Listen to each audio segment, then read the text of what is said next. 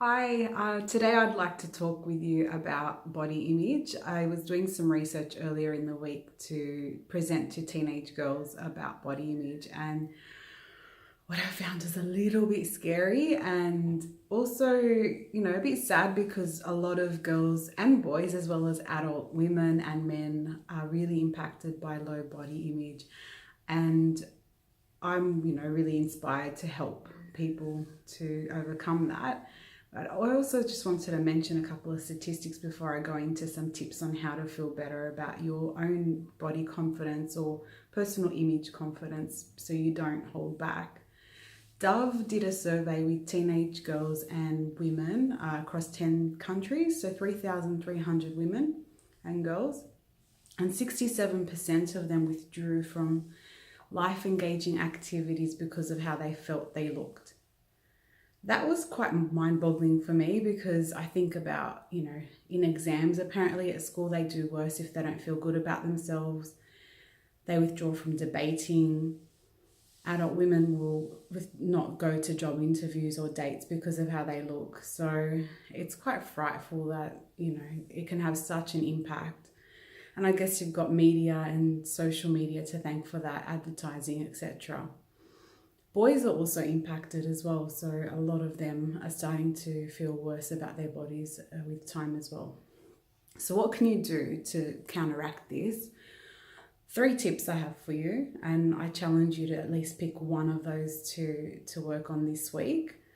One of them is looking in the mirror each day and saying one thing that you like about your physical reflection. What you can also do is be grateful for a function of your body. Right now I'm about 4 weeks away from giving birth and starting to get a bit more breathless, but very grateful that I'm able to carry my baby and hopefully she's healthy and happy. So little things that you can think about, like breathing and walking, having the sense of sound, listening to music, singing, all that stuff. Another tip would be to look in the mirror and say 10 times in a row, I love you. 10 times in a row, I love me. And then 10 times in a row, I love, insert your first name and surname. Sometimes it can be really confronting, especially at the beginning, because it can be triggering that you don't feel comfortable to receive from yourself. And it could just feel a bit awkward. But it's quite a powerful way to connect with your soul and to lift yourself out of feeling pretty down. And the last tip would be about feeling good in your clothes. So, does it look good? Is it the image I want to portray? Do I love it? And it's more about feeling like you're expressing yourself through your clothes. You're feeling like radiant and vibrant with the colors that you've chosen.